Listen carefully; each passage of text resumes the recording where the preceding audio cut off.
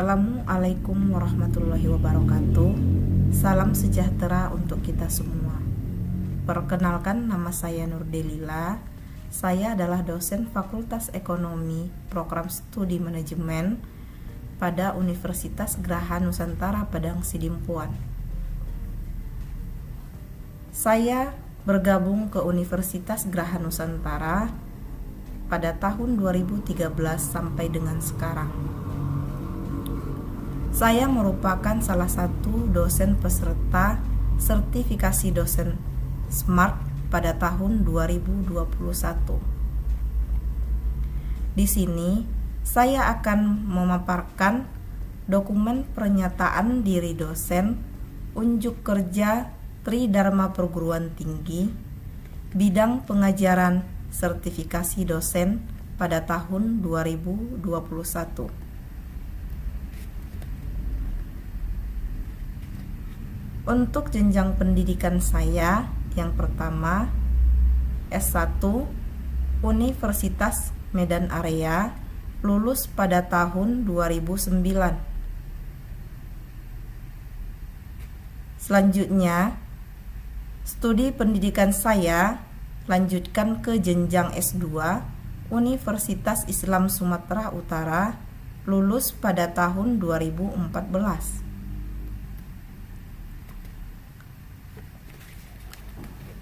Jabatan fungsional, pangkat atau golongan saya yaitu Asisten Ahli TMT 1 Oktober 2016, pangkat golongan Penata Muda 3B. Yang kedua, Lektor 200 TMT 1 Juli 2020, pangkat golongan Penata 3C.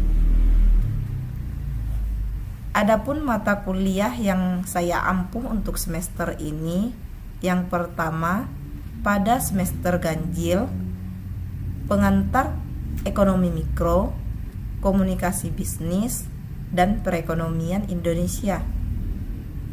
Yang kedua, untuk semester genap adalah ekonomi mikro lanjutan, perpajakan, dan hubungan industrial.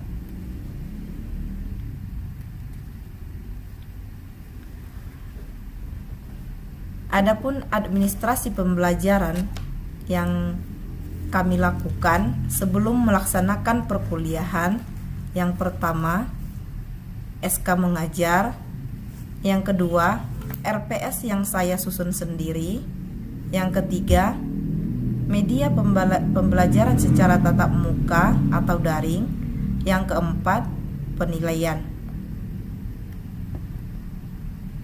Untuk metode perkuliahan yang saya pergunakan, yang pertama adalah secara tatap muka.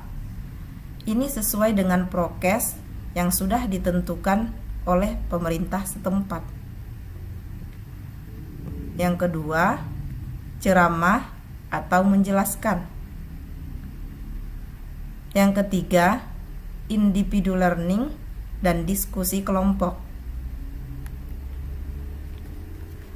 Untuk media pembelajaran yang saya pergunakan dalam pengantar ekonomi mikro ini, yang pertama menggunakan software PowerPoint.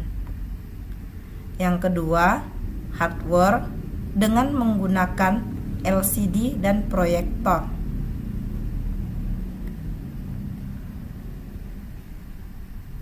Di sini saya akan membawakan mata kuliah pengantar ekonomi mikro yang dibagi ke dalam 2 kelas.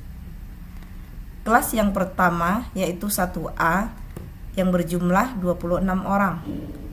Sementara kelas yang kedua semester 1B berjumlah 40 orang.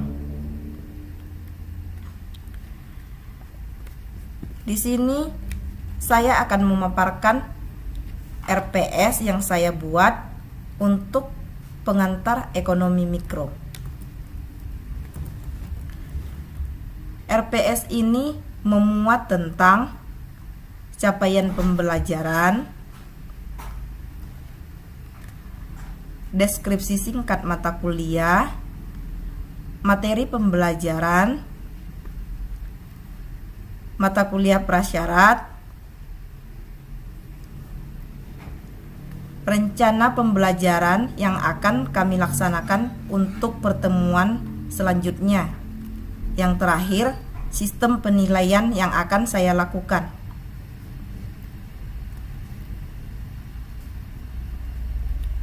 Selanjutnya, saya akan mendeskripsikan singkat mata kuliah yang saya bawakan, yaitu pengantar ekonomi mikro. Pengantar ekonomi mikro merupakan mata kuliah yang menguraikan atau menganalisis mengenai perilaku ekonomi individual, baik mengenai perilaku konsumen, perilaku produsen, maupun pasar. Materi perkuliahan dimulai dari konsep dasar teori ekonomi, konsep permintaan dan penawaran, serta harga keseimbangan, teori perilaku konsumen, teori laku produksi, teori biaya, dan keseimbangan perusahaan, baik di pasar persaingan sempurna maupun persaingan tidak sempurna. Selanjutnya, capaian pembelajaran mata kuliah saya yang pertama, mampu menerapkan konsep dasar tentang ilmu ekonomi dan teori ekonomi mikro dalam kegiatan perekonomian, serta memahami permasalahan ekonomi dan sistem perekonomian yang berlaku. Yang kedua, mampu menganalisa perubahan permintaan, penawaran, dan elastisitas pada produk.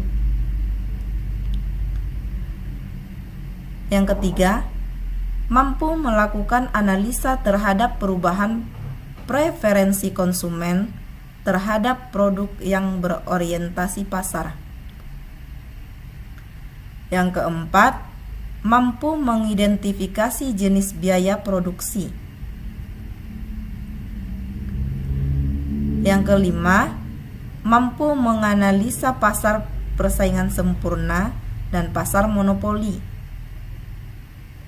Yang keenam, mampu mengidentifikasi jenis biaya produksi dalam kegiatan perekonomian. Yang ketujuh, mampu menganalisa pasar persaingan sempurna dan pasar monopoli. Yang kedelapan, memahami konsep pasar monopolistik dan pasar oligopoli. Yang kesembilan, memahami konsep yang berhubungan dengan pasar tenaga kerja dan modal. Yang kesepuluh, mampu memahami konsep eksternalitas. Yang kesebelas, memahami pentingnya informasi dan pertimbangan risiko. Untuk materi pembelajaran yang saya lakukan pada pengantar ekonomi mikro, yang pertama, dengan metode dan liputan analisis ekonomi. Yang kedua, konsep dasar ilmu ekonomi. Yang ketiga, pola kegiatan perekonomian. Yang keempat, masalah ekonomi dan sistem pengaturan perekonomian. Yang kelima, teori permintaan dan penawaran dan aplikasinya. Yang keenam, permintaan, penawaran, dan keseimbangan pasar. Yang ketujuh, elastisitas permintaan dan penawaran. Yang kedelapan, aplikasi permintaan dan penawaran. Yang kesembilan, teori tingkah laku konsumen, teori nilai guna atau utility. Yang kesepuluh, teori tingkah laku konsumen, analisis kurva kepuasan sama. Yang kesebelas, teori produksi dan kegiatan perusahaan. Yang kedua belas, teori biaya produksi. Untuk sistem penilaian saya di dalam pelajaran pengantar ekonomi mikro ini, yang pertama, untuk ujian tengah semester atau UTS berjumlah 30%. Yang kedua, ujian akhir semester atau UAS berjumlah 40%. Yang ketiga, tugas, kuis dan partisipasi 20%. Yang keempat, lain-lain 10%. Demikianlah pemaparan dokumen pernyataan dosen yang saya buat. Di video ini akan saya sertakan juga video pembelajaran tatap muka mata kuliah pengantar ekonomi mikro semester 1. Kurang dan janggalnya saya mohon maaf. Assalamualaikum warahmatullahi wabarakatuh. Kita semua, baiklah untuk anak-anak ibu, ini merupakan pertemuan pertama kita ya. Iya, dengan mata kuliah pengantar ekonomi mikro, yang dimana di sini dia mempunyai bobot 3 SKS. 3 SKS. Coba diperhatikan fokusnya. Ada tujuan kenapa kita belajar pengantar ekonomi mikro. Tujuannya untuk apa? Coba disimak.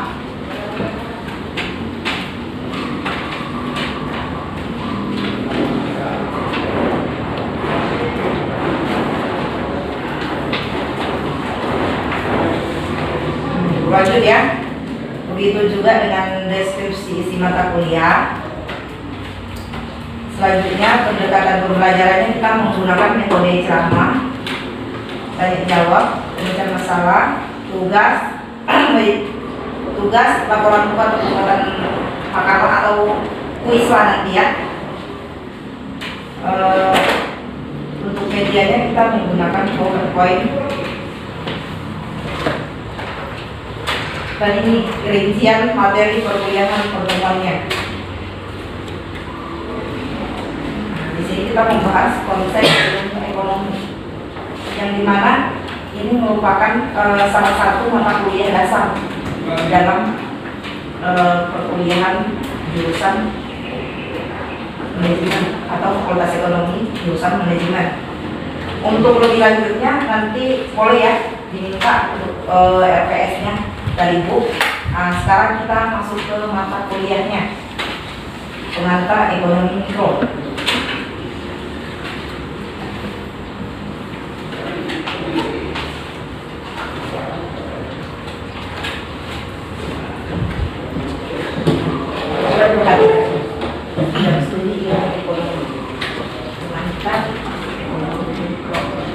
Sebelum kita bahas ke situ, ada yang tahu nggak arti dari mikro?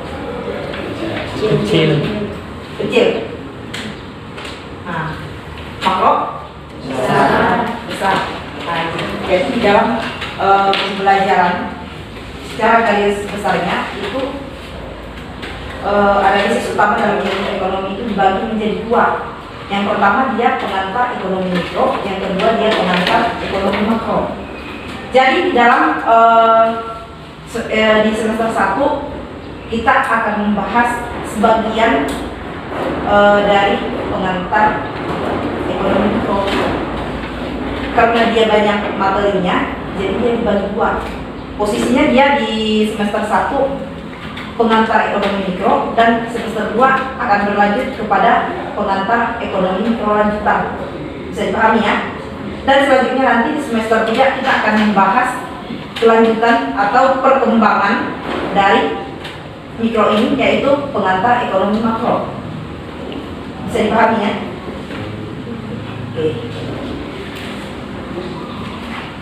Ada yang tahu nggak arti dari ekonomi?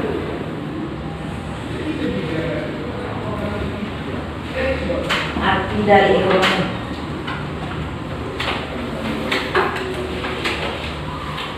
Ada yang tahu?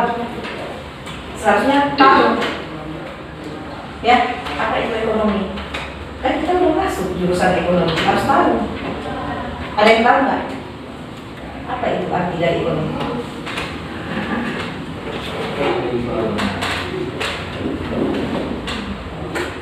Reza? Apa artinya? ekonomi adalah mengetahui perilaku dari konsumen dan proses Yang lain apa? Berbeda?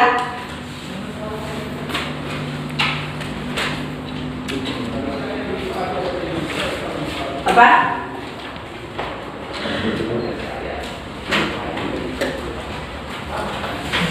Coba perhatikan. Di situ ada definisi dari ilmu ekonomi.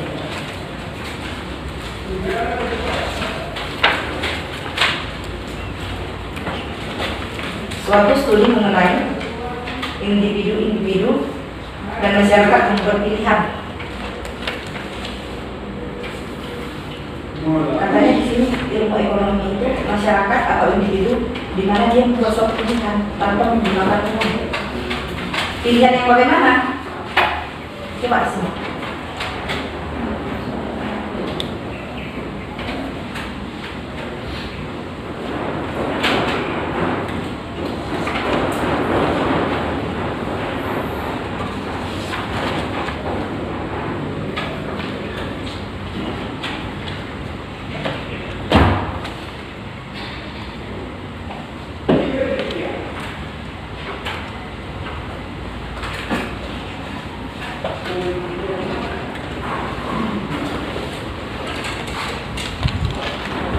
Sudah jelas? Sudah bisa dipahami?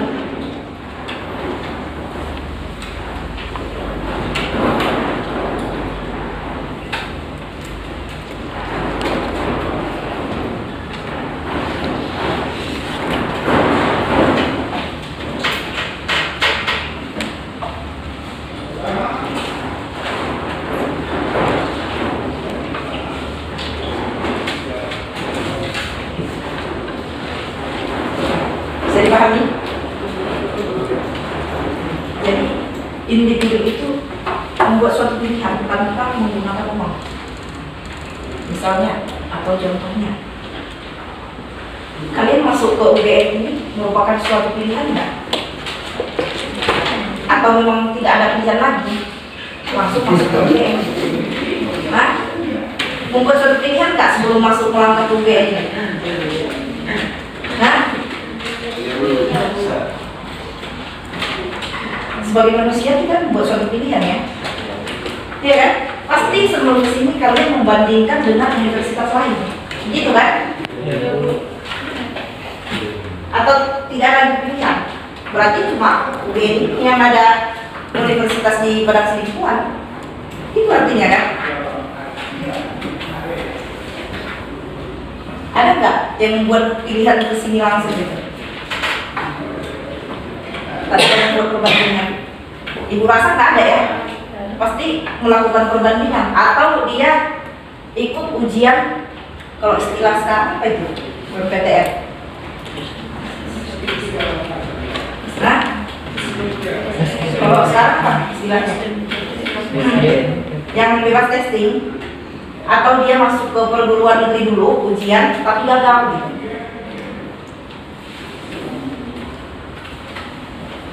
Apa istilahnya sekarang?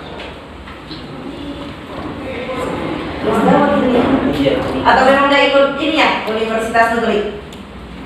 lebih dari Ikut? kemarin tapi udah beda juga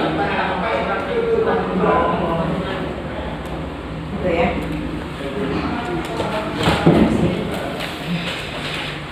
Jadi di dalam ekonomi itu banyak terkenal dengan berbagai masalah, ya, masalah ekonomi dan kebutuhan untuk membuat suatu pilihan. Dia di situ termasuk masalah kelangkaan. Yang pertama dia masalah kelangkaan. Kalau di zaman sekarang masalah kelangkaan yang langka apa sekarang di dalam perekonomian? Apa yang langka?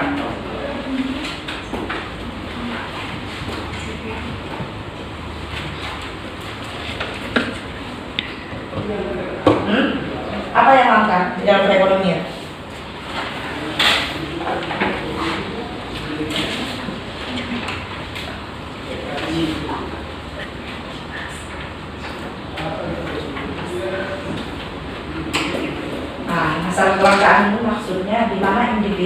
menginginkan suatu barang atau sesuatu itu, tetapi dia susah untuk didapatkan. Barangnya langka gitu. Kalau zaman sekarang apa yang langka? Jepang. Apa? Jepang. Minyak? Minyak kelapa. Itu karena apa? Itu termasuk juga ya. Karena dengan adanya gas LPG ya, orang sudah beralih ke gas LPG, gitu kan? Di samping itu apa lagi? Ini kan sudah baru masuk prokes ya. Kalau selama ini kita mengalami apa?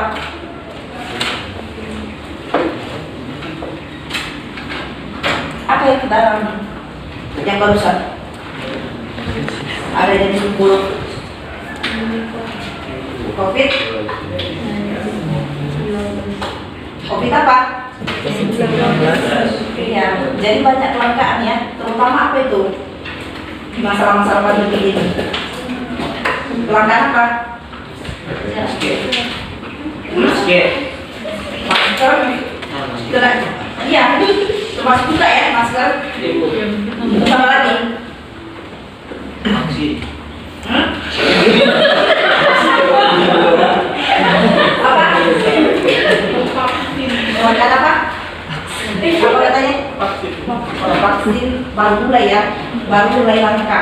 Itu masih di kota-kota besar. Kabarnya. Apalagi di samping masker pada waktu pandemi apa? Apa? Pekerjaan katanya langka. Si Nurul pekerjaan. Dia banyak orang yang PHK ya. Nurul ya. Apalagi obat-obatan langka nggak ya? Langka. Ya kan? Ini obat-obatan termasuk juga langka ya. Obat yang bagaimana? Obat dia yang mengandung daya tahan tubuh, termasuk aja vitamin C. Juga langka ya.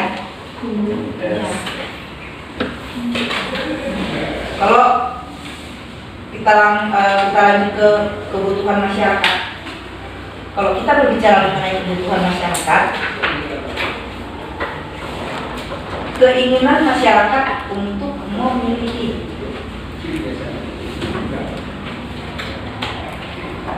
Kebutuhan masyarakat adalah keinginan masyarakat atau individu untuk memiliki atau memperoleh barang dan jasa. Ya. Kalau bicara mengenai kebutuhan masyarakat, kebutuhan yang paling pokok apa? Kebutuhan yang dibutuhkan oleh masyarakat. Beras. Terus apa lagi? Samping beras apa lagi? Pakaian. Apa lagi? Kalau handphone termasuk kebutuhan pokok nggak itu? Hah? Oh, kata si Nurul enggak, tapi nyatanya bangun tidur nyari handphonenya kan? Itu nyatanya. Pokoknya dia yang berbau yang pokok lah ya.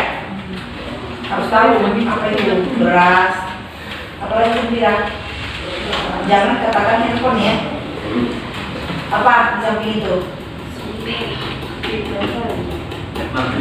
Apa?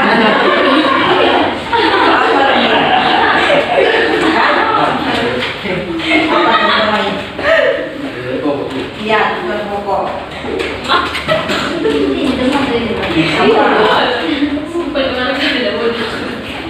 Apa yang lain? Pakaian.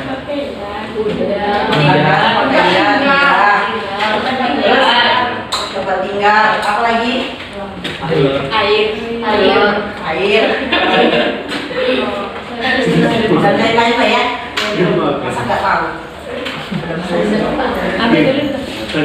Kalau untuk tadi mengatakan dia membutuhkan barang Yang kedua ada jasa. Apa lagi yang dibutuhkan kalau ke dalam jasa? Apa? Pendidikan termasuk nggak itu? Seperti yang dikatakan siapa namanya? Wahyu. Pendidikan termasuk nggak itu? Apalagi? Kesehatan. Terus? Apalagi?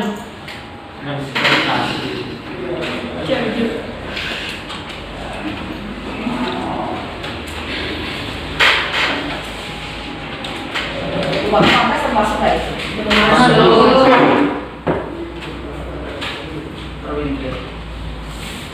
Pokoknya berbagai macam ya. Kalau yang tidak punya kendaraan ke sini menggunakan jasa apa? Angkutan, itu termasuk jasa ya. Ya. Selanjutnya kita masuk ke kebutuhan yang tidak terbatas. Kebutuhan yang tidak terbatas. Bisa dipahami nggak? Kata-kata kebutuhan yang tidak terbatas. Terus kebutuhan yang tidak terbatas.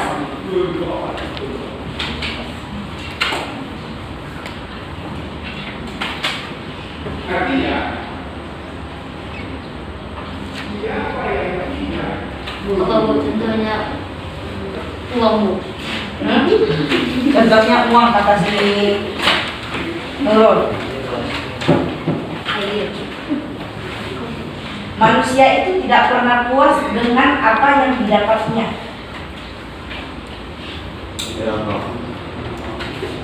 Kebutuhan yang tidak terbatas.